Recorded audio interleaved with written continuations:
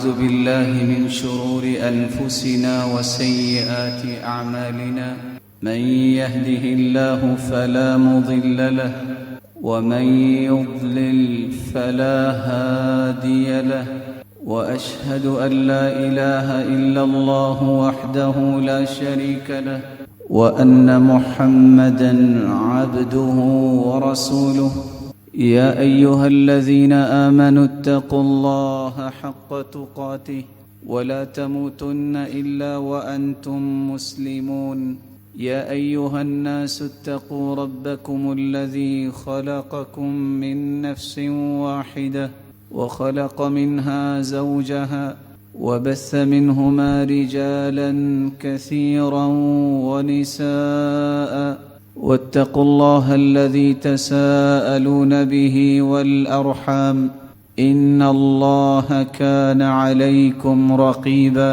يا أيها الذين آمنوا اتقوا الله وقولوا قولا سديدا يصلح لكم أعمالكم ويغفر لكم ذنوبكم ومن يطع الله ورسوله فقد فاز فوزا عظيما أما بعد فأعوذ بالله من الشيطان الرجيم إن الذين اتخذوا العجل سينالهم غضب من ربهم وذلة في الحياة الدنيا وكذلك نجزي المفترين. لائق عزت تکریم سامعین مکرم، اللہ ذوالجلال ہم سب کے خالق و مالک اور رازق اور وہی قادر مطلق ذات ہے۔ خوش قسمت ہیں وہ لوگ جو اس کی رحمت کے مستحق بنتے ہیں، بدبخت ہیں وہ لوگ جو رحمت کے مستحق نہیں بنتے بلکہ اس کے غضب کے مستحق بنتے ہیں۔ ایک مسلمان کو یہ جاننا بہت ضروری ہے وہ کیسے اللہ کی رحمت کا مستحق بن سکتا ہے اور کیسے وہ اللہ کے غضب کا مستحق بنتا ہے۔ جب یہ علم ہو جائے تو پھر انسان ان راہوں پہ ہی چلتا ہے جس سے اللہ کی رحمت میسر آتی ہے اور غضب کی راہوں سے اپنے آپ کو جدا کر لیتا ہے۔ تو آج کے اس خطبے میں ہم یہی دو پہلو بیان کریں گے کہ اللہ کا غضب جو ہے وہ کن کن اعمال کی وجہ سے انسان پہ پڑتا ہے اور اللہ کی رحمت کن کن اعمال کی وجہ سے انسان کو نصیب ہوتی ہے۔ اللہ تعالیٰ آپ سب کو اور آپ کی اولادوں کو رحمتوں سے نوازے اور غضب سے محفوظ رکھے۔ اللہ کا غضب ان لوگوں پہ برستا ہے جو اللہ کی ذات میں جھگڑا کرتے ہیں۔ کچھ لوگ اللہ کو مانتے نہیں ہیں جن کو آج ملحد کہتے ہیں، دہریے کہتے ہیں۔ اللہ ذوالجلال قرآن مجید میں فرماتے ہیں وَمَا يُهْلِكُنَا إِلَّا الدَّهْرُ، وہ کہتے ہیں بس زمانے کا چل چلاؤ ہے، اللہ کوئی نہیں ہے۔ نعوذ باللہ من ذلک، یہ ملحدین کی بات ہے۔ دہریے لوگ اللہ کی ذات کو مانتے نہیں۔ کچھ لوگ اللہ کی ذات کو مانتے تو ہیں لیکن ماننے کا تصور وہ ہے جس کا اسلام میں کوئی حصہ نہیں ہے۔ وہ کیا کہتے ہیں؟ اللہ تو ہے لیکن آدم علیہ السلام کی شکل میں تھے، نعوذ باللہ من ذالک، اسی لیے تو فرشتوں نے آدم کو سجدہ کیا نا، جس کو لوگ رومی کے نام سے یاد کرتے ہیں۔ مثنوی رومی میں یہی پہلو اس نے اختیار کیا۔ اللہ تو خالق ہے اور آدم مخلوق ہے۔ کچھ لوگ اللہ کی ذات کو مانتے ہوئے اس طرف چلے گئے کہ اللہ تو ہے لیکن محمد مصطفیٰ کی شکل میں نعوذ باللہ مدینہ میں اتر آئے۔ آپ نے دیوان فرید کا نام سنا ہوگا اور بابا فرید کا نام بھی سنا ہوگا۔ اسی پہلو کو انہوں نے اختیار کیا کہ اللہ ہے لیکن محمد کی شکل میں۔ ایک چوتھا تصور بھی دنیا میں عام ہوا کہ ہے تو ہے اللہ لیکن انسانی شکل میں۔ یہ سب ہمیں اللہ کے ہی انوار نظر آتے ہیں۔ شمائل امدادیہ میں مہاجر مکی نے یہی کچھ لکھا۔ کچھ ایسے بھی بدبخت آئے جنہوں نے یہ کہہ دیا کہ جو بھی چیز تمہیں نظر آتی ہے یہ اللہ ہی ہے، ہر چیز میں اللہ ہے، جیسے کہ ابن عربی نے یہ بات کہی۔ لیکن اللہ ذوالجلال کے بارے میں مسلمان کا موقف کیا ہے؟ اللہ کی ذات ہے، وہ عرش پر مستوی ہے ذات کے اعتبار سے، علم اور قدرت کے اعتبار سے دنیا کے ذرے ذرے میں ہے. بائن عن خلقی، مخلوق الگ ہے، مالک الملک الگ ہے. یہ ساری مخلوق ہے جو زمینوں میں ہیں، جو آسمانوں میں نورانی فرشتے ہیں، مالک الملک آسمانوں سے اوپر عرش پر مستوی ہیں، بلند۔ غضب ان پہ پڑتا ہے جو اللہ کی ذات میں جھگڑا کرتے، اور جھگڑتا وہ ہے جس نے قرآن اور حدیث سمجھی نہیں ہوتی۔ ان الذين يحاجون في الله من بعد ما استجيب له حجتهم داحضة عند ربهم وعليهم غضب ولهم عذاب شديد۔ مسلمانوں نے تو مان لیا، قرآن نے تو بیان کر دیا، پھر بھی اللہ ذوالجلال کے فیصلے پڑھنے کے بعد بھی جو اللہ کی ذات میں جھگڑا کرتا ہے، نہ ان کے پاس کوئی دلیل ہے۔ وعلیہم غضب من ربی، ان پہ اللہ کا غضب برستا ہے۔ ایسا بھی ہوتا ہے کہ کوئی اپنے خالق کی ذات کا ہی انکار کر دے، جس نے پیدا کیا ہے اس کو ہی بلا دے۔ آج دنیا کو ایک نیا سبق اللہ نے سکھایا ہے۔ اب یاد آیا نا کہ کون ہے؟ کوئی تو ذات ہے، یہ بیماری اور وبا جس نے اتاری ہے۔ دنیا جہان کی ٹیکنالوجی اور دماغ شل ہو کے رہ گئے، کوئی آج تک ریکگنائز ہی نہیں کر سکا کہ ہے کیا۔ اور یہ معمولی سا اللہ جلال نے ایک جو ہے وائرس بھیجا ہے، اور دیکھ لیں کیا ہو گیا۔ مانیے اللہ کی ذات ہے، یہ سارے کا سارا نظام اسی کے ہاتھ۔ دوسرا بدبخت وہ ہے جو اللہ کی ذات کے بارے میں بدگمان بھی ہو جائے، اس پہ بھی اللہ کا غضب برستا ہے۔ اللہ سے بدگمان منافق ہوتا ہے، مشرک ہوتا ہے، مومن نہیں ہوتا۔ کافر جو ہے مایوس ہوتا ہے اللہ کی رحمت سے، اور اللہ تعالیٰ کی ذات پہ بدگمان ہونا یہ مومنوں کا رویہ نہیں۔ وَيُعَذِّبَ الْمُنَافِقِينَ وَالْمُنَافِقَاتِ وَالْمُشْرِكِينَ وَالْمُشْرِكَاتِ الظَّانِّينَ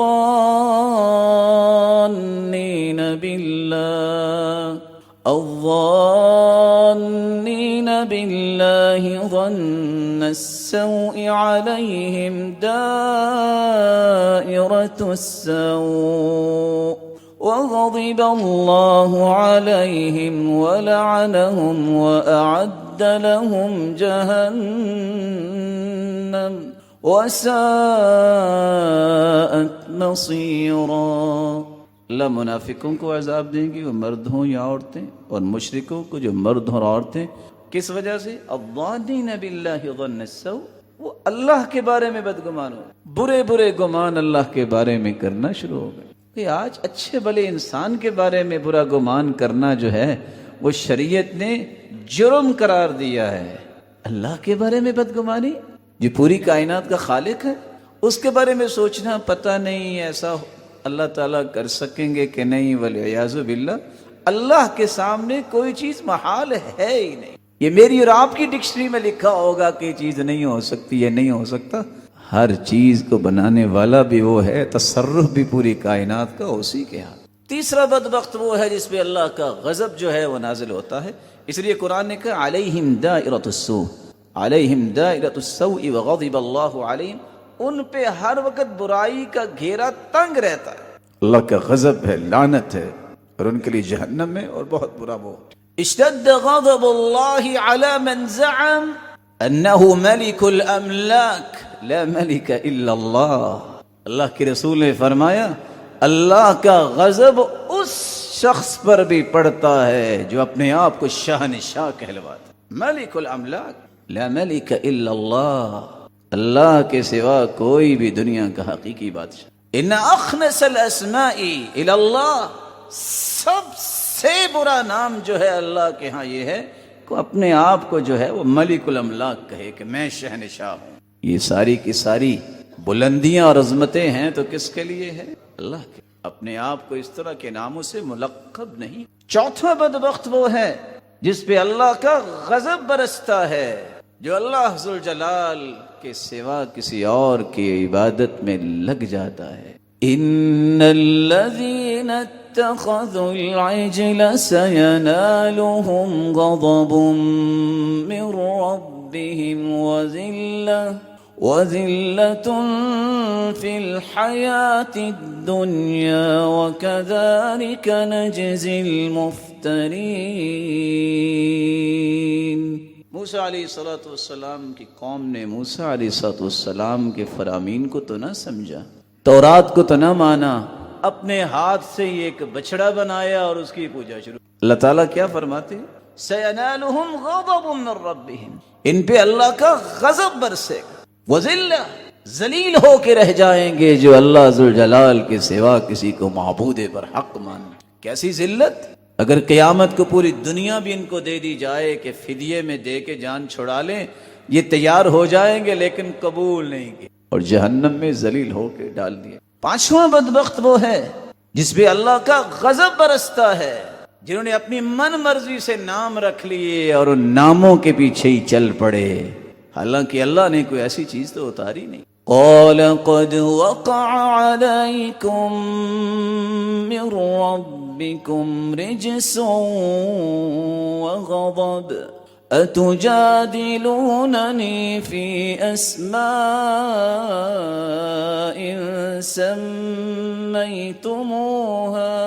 سميتموها أنتم وآباؤكم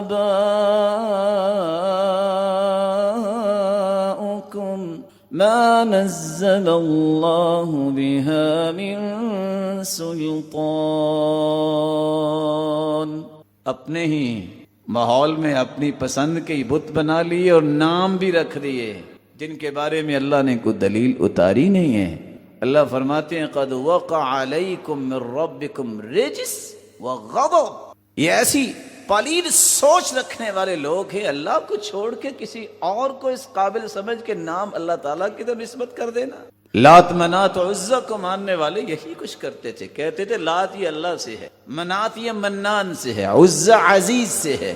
اللہ نے فرمایا یہ تم نے خود نام گھڑے ہیں، اللہ کے نام وہ ہیں جن کا تذکرہ قرآن نے کیا ہے، اللہ کے وہی نام لینے چاہیے جن کا حدیث میں تذکرہ آیا ہے۔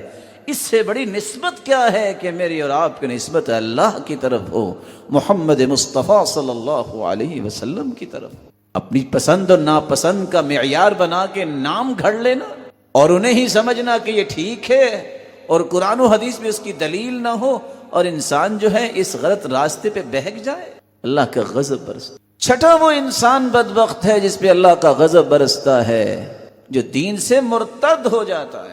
من کفر باللہ من بعد ایمانہ إلا من أكره وقلبه مطمئن بالإيمان ولكن من شرح بالكفر صدرا فعليهم غضب من الله ولهم عذاب عظيم۔ جو دل سے ایمان کو مان لینے کے بعد کفر کی طرف چلا جاتا ہے اس پہ اللہ کا غضب۔ اس لیے شریعت نے حکم کیا دیا ہے من بدل دینا فاقتلوه، جو دین کو تبدیل کر دے اسے قتل کر دو۔ اسلام کا نام لینے والا جو اللہ کو نہیں مانتا، جو نبی کی رسالت کو نہیں مانتا، اسے خاتم النبیین نہیں مانتا، اس کو صرف یہ مت کہو کہ یہ صرف کافر ہوا ہے، وہ مرتد بھی ہوا ہے، اس نے دین اسلام کو چھوڑا ہے۔ اور شاید کہ حل و عقد والے اس بات کو سمجھے، جو دین سے پھرتا اس کا علاج یہ ہے، لیکن یہ علاج کرتا کون ہے؟ یہ حکمران بالا کی ذمہ داری ہوتی ہے، عوام جو ہے اس بارے میں قانون کو ہاتھ میں نہیں لے سکتی۔ اس لیے شریعت نے اصول وہ دیے ہیں جس سے امن بھی رہے اور اصول و ضابطے پر پابندی بھی رہے اور معاشرے میں بدامنی بھی نہ۔ ساتواں بدبخت وہ ہے جس پہ اللہ کا غضب اترتا ہے۔ شریعت آ گئی لیکن اس نے شریعت کا انکار کر دیا۔ کیسے انکار کیا؟ پسند نہیں آئی۔ کیوں انکار کیا؟ حسد کرتے ہوئے۔ کیوں انکار کیا؟ میں نہیں مانتا، اپنی خواہش کا غلام بنتے ہوئے۔ بئس ما اشتروا به انفسهم ان يكفروا بما انزل الله بغيا ان ينزل الله من فضله على من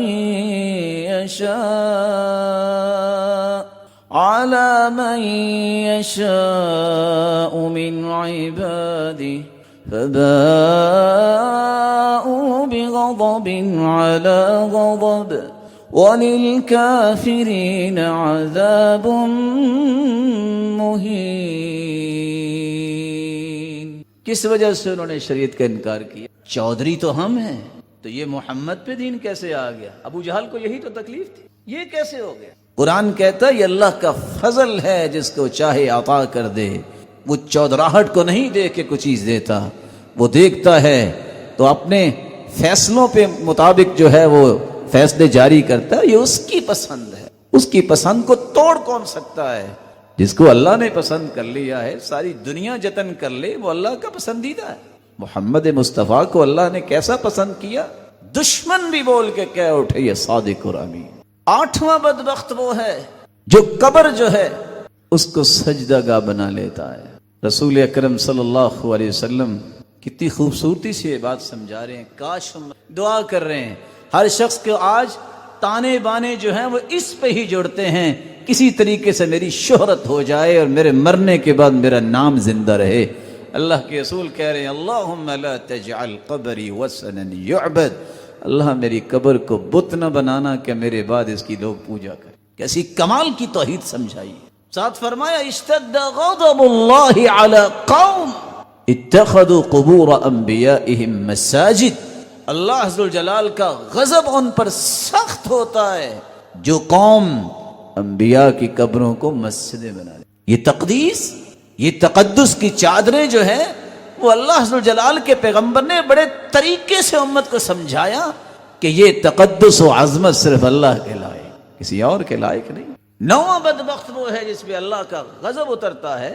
نعمتیں اللہ نے دی ہیں، صحت کی نعمت ہے، ایمان کی نعمت ہے، علم کی نعمت ہے، قوت کی نعمت ہے، اور ایک نعمت کوئی اس کا شمار نہیں کر سکتے، لیکن پھر بھی نہ شکری، واویلا، ہر وقت شکوہ شکایت.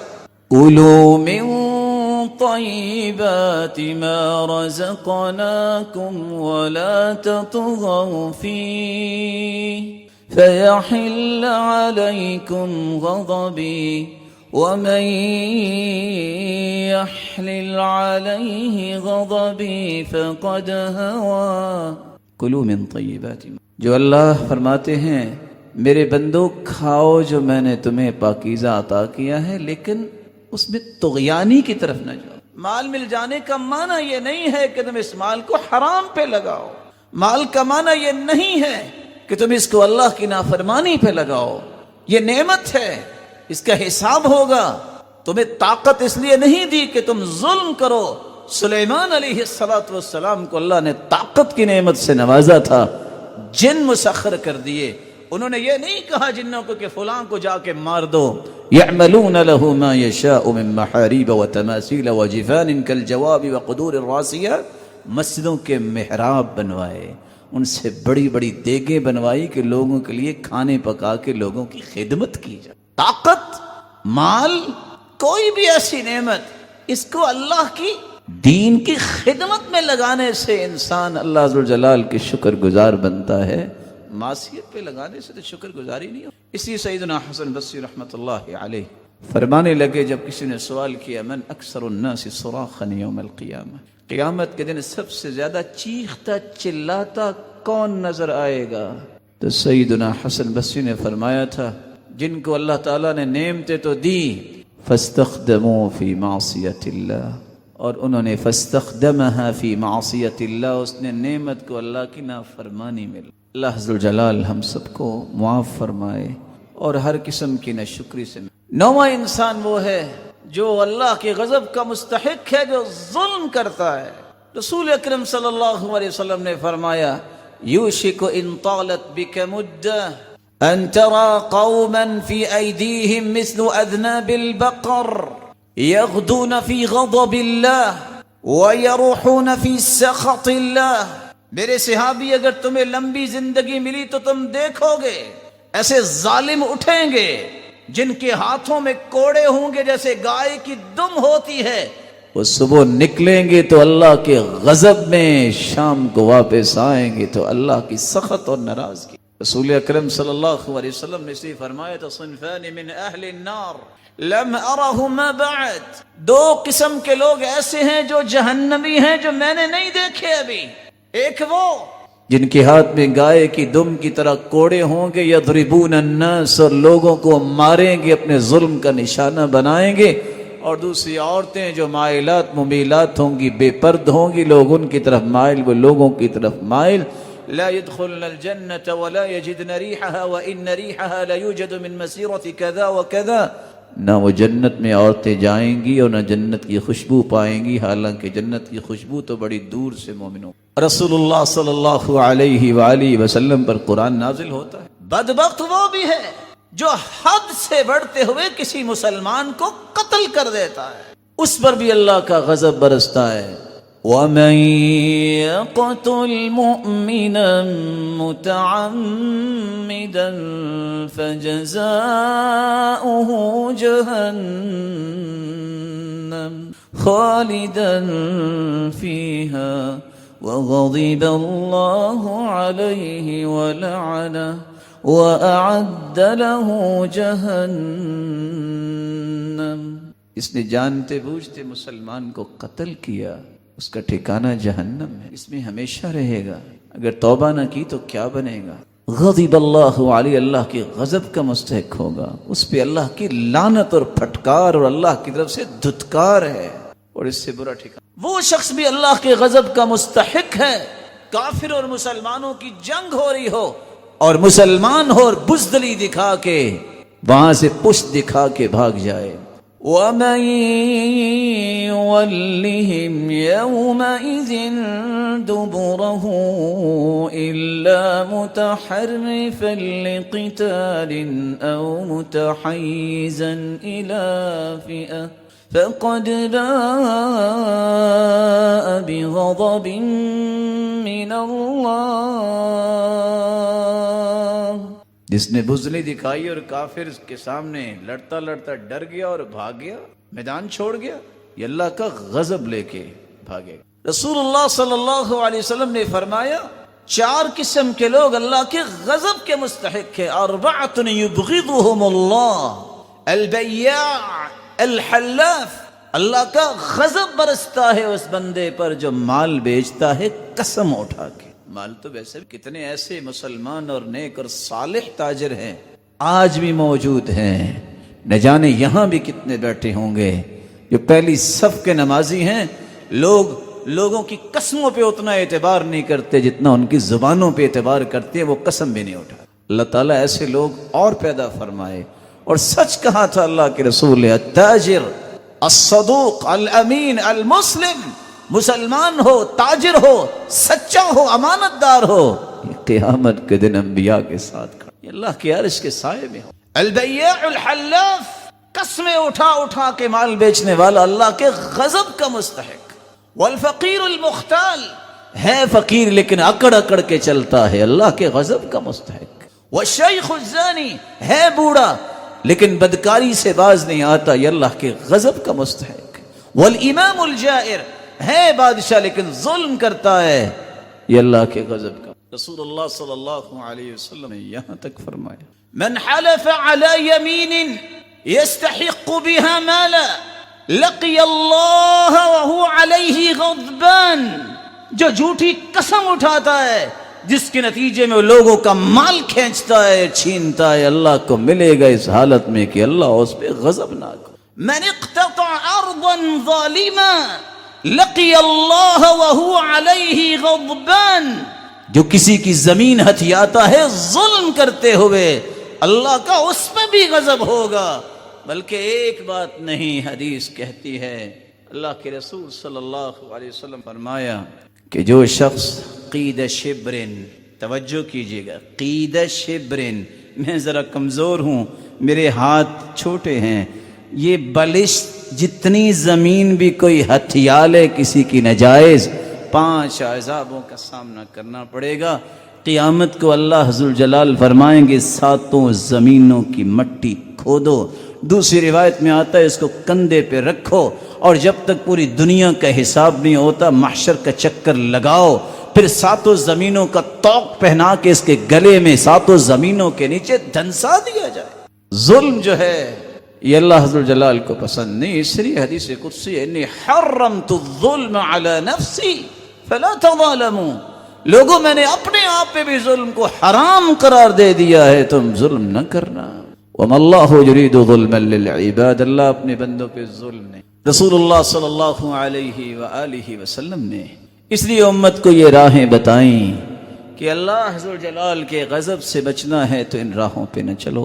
میری دعا ہے کہ اللہ عز و جلال ہمیں اپنے غضب سے محفوظ رکھے اور ایسی راہوں سے بھی محفوظ رکھے جس سے اللہ کا غضب آتا ہے، ہمیں صراط مستقیم پہ رکھے جس سے اس کی رحمت نازل ہوتی ہے.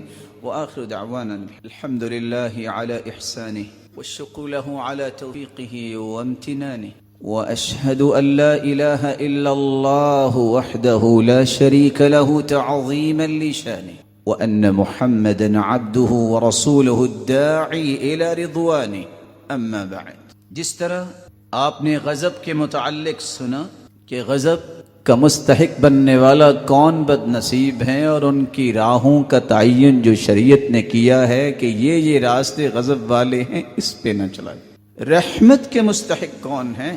جو غضب سے بچا لیے جاتے ہیں اور اللہ کی رحمت کے مستحق بن جاتے ہیں. ہم نے سب سے پہلا انسان وہ ہے جس کا ایمان کبھی متزلزل نہیں ہوا، یقین پہ اس کا ایمان قائم ہے.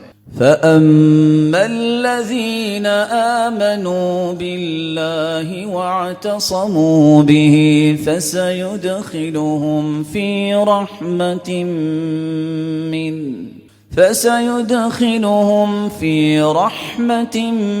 مِّنْهُ وَفَضْلٍ وَيَهْدِيهِمْ إِلَيْهِ صِرَاطًا مُسْتَقِيمًا.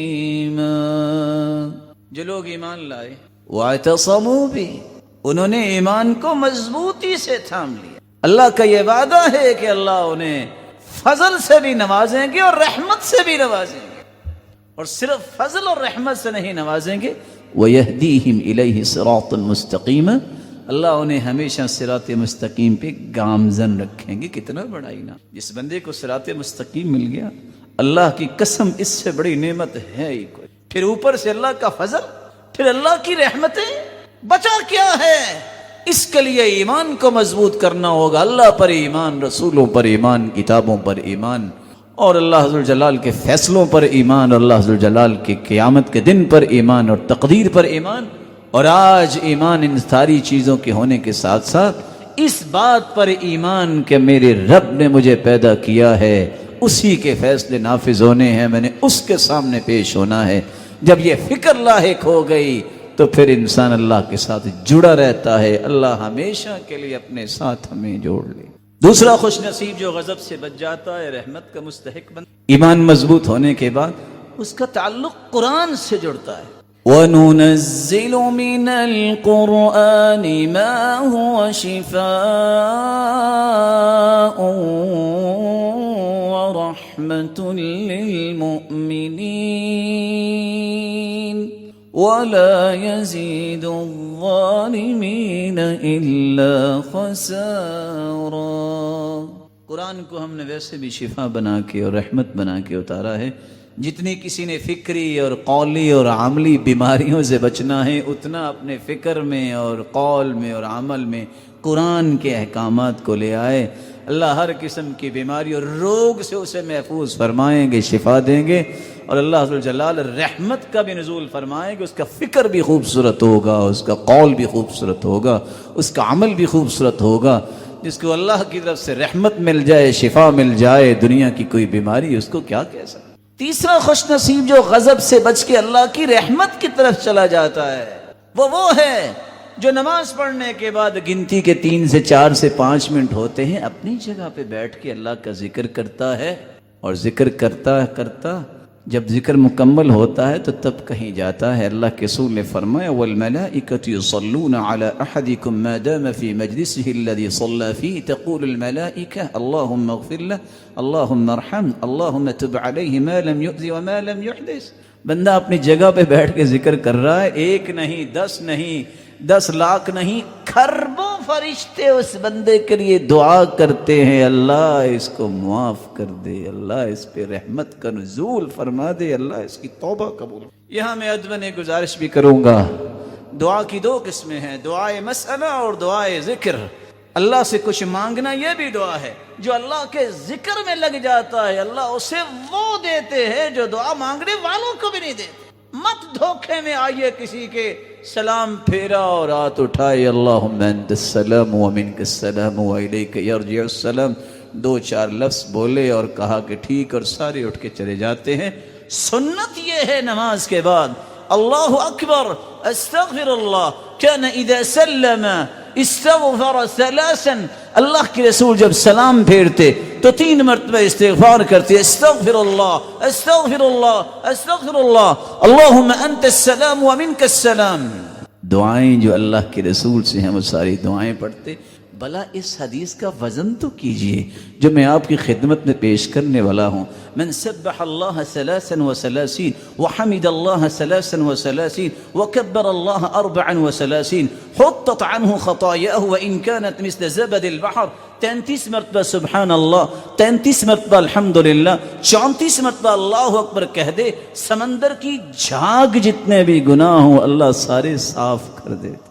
ذرا اس حدیث کا بھی وزن کر کے دیکھیے میرے معزز اور مکرم اور محتشم بھائیوں اور بزرگوں، من قرأ آیت الکرسی بعد کل صلاة مکتوبہ، جو فرض نماز کے بعد آیت الکرسی پڑھ لیتا ہے اس کے اور جنت کے درمیان صرف موت کا پردہ حائل ہوتا ہے۔ جس دن آنکھیں بند ہوگی جنتی مہمان ہو۔ بیٹھ کے ذکر کیا، گنتی کے 4، گنتی کے 5 منٹ، اور یاد رکھنا اپنے چھوٹے بھائی کی بات، میں اٹھ کے جاتا ہوں کہ شاپ کھولوں گا میرے کلائنٹس اور میرے فلاں، یاد رکھنا دینے والا کون ہے؟ جس نے دینا ہے اس سے بھاگ کے جاؤ، اور جس نے بلکہ لینا ہے اس کی طرف جاؤ۔ کہ ویسے بھی عقل کا کوئی اچھا فیصلہ نہیں لگتا۔ گنتی کے 4 سے 5 منٹ گزارنے سے میں اور آپ 1 یا 2 یا 4 یا 6 لوگوں کو کہتے ہیں دعا کرنا، اور جس کے لیے کھربوں فرشتے دعا کر رہے ہوں بغیر کہے ہی، اس سے بڑا بھی کوئی خوش نصیب ہے دنیا میں؟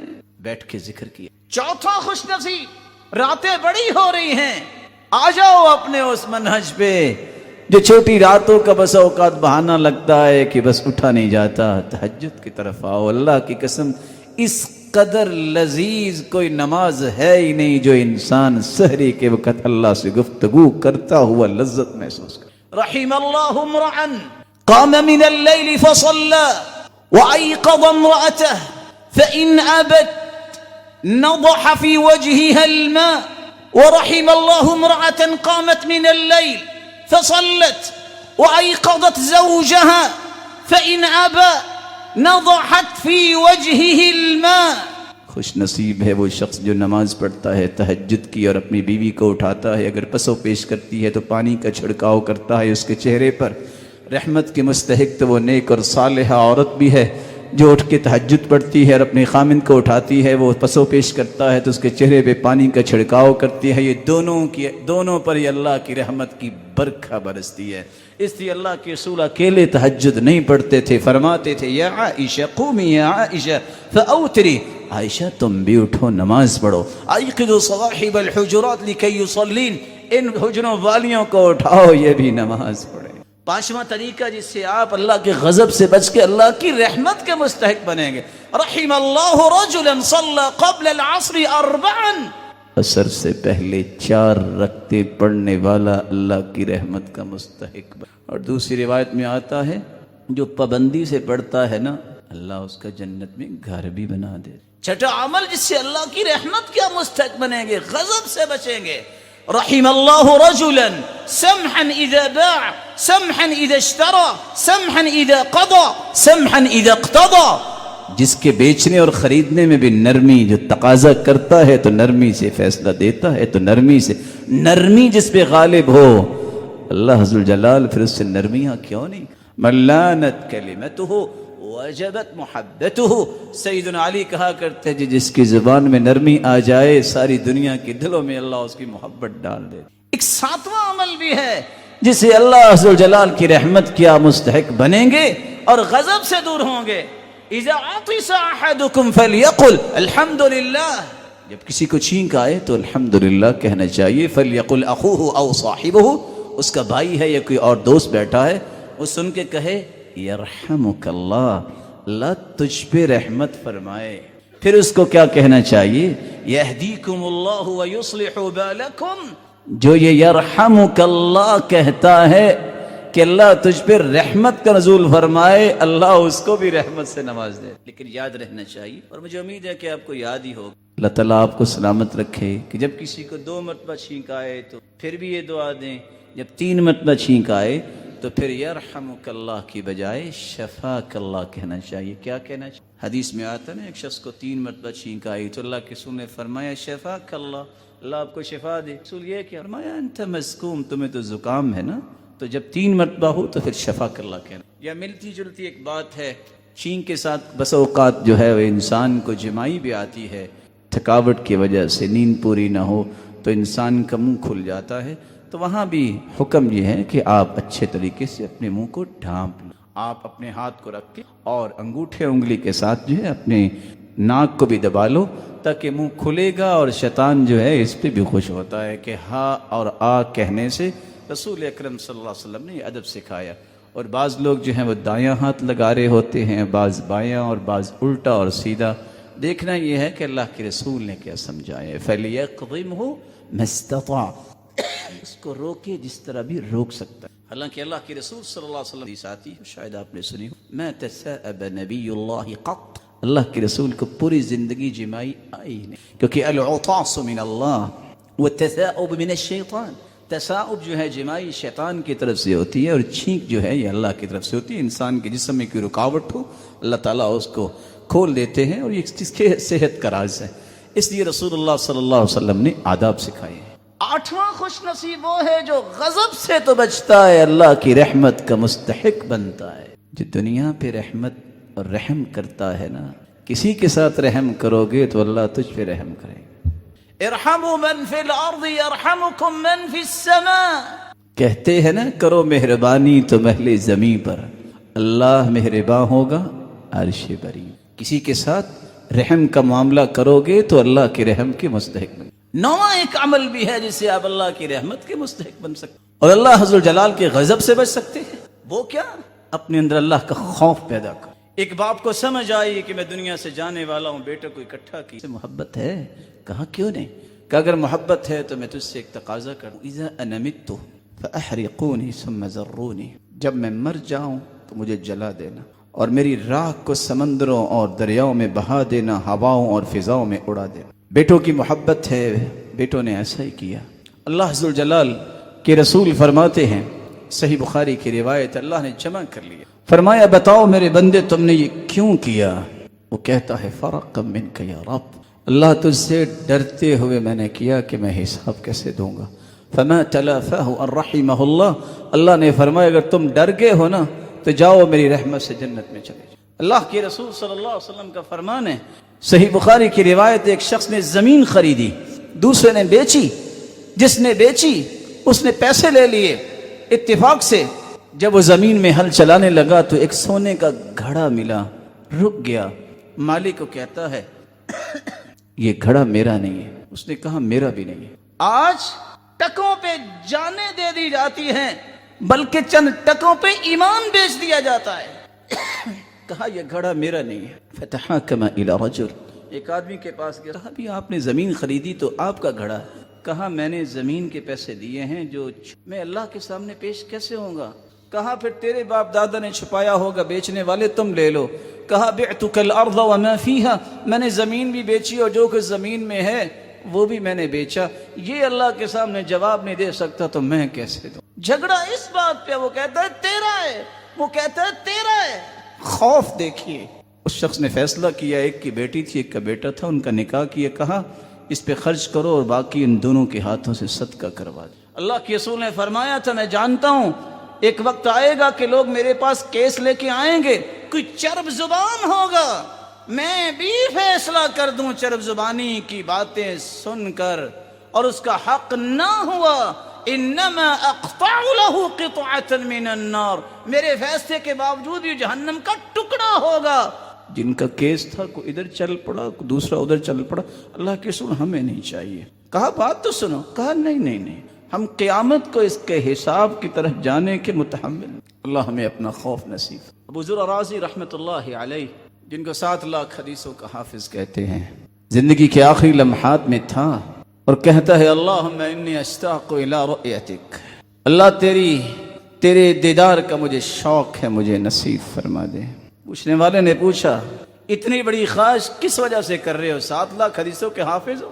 کہا نہیں، رحمت منک یا رب، اللہ صرف تیری رحمت کی امید کرتے ہوئے میں تیرے دیدار کا سوال کرتا ہوں، اپنے کسی عمل کی وجہ سے نہیں. 10ویں اور آخری بات، اللہ کے غضب سے بچتا وہ ہے جو صبر کر جاتا ہے، برداشت کر جاتا ہے اور اللہ کی رحمت کا مستحق بنتا ہے. وَلَنَبْلُوَنَّكُمْ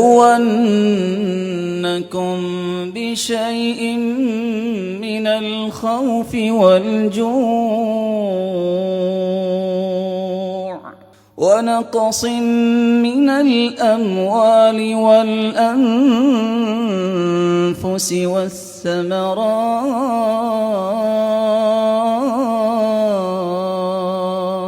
وَبَشِّرِ الصَّابِرِينَ الَّذِينَ إِذَا أَصَابَتْهُم مُّصِيبَةٌ قَالُوا إِنَّا لِلَّهِ وَإِنَّا إِلَيْهِ رَاجِعُونَ أُولَئِكَ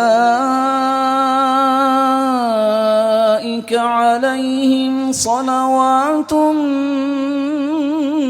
مِّن رَّبِّهِمْ وَرَحْمَةٌ وَأُولَئِكَ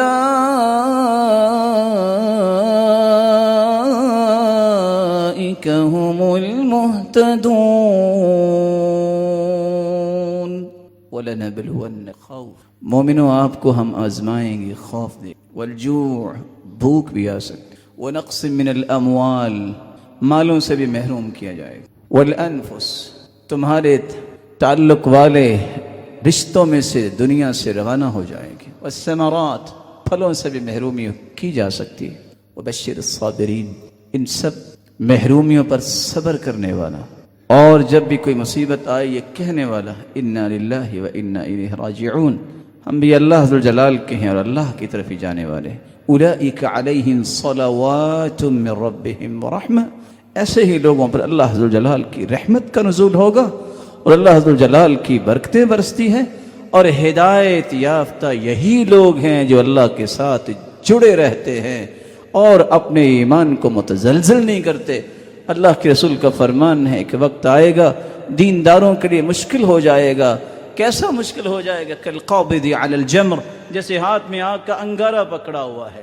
للمتمسک فی، لیکن ایسے سخت ماحول میں بھی دین پہ ڈٹ جانا اور اپنے آپ کو دین پہ کاربند کرتے رہنا، متمسک ہو جانے کو اجر اتنا ملے گا جتنا 50 شہیدوں کو اجر ملے گا. صحابہ نے سوال کر لیا منا او منہم، اللہ کے رسول میں سے 50 یا اس دور کے 50؟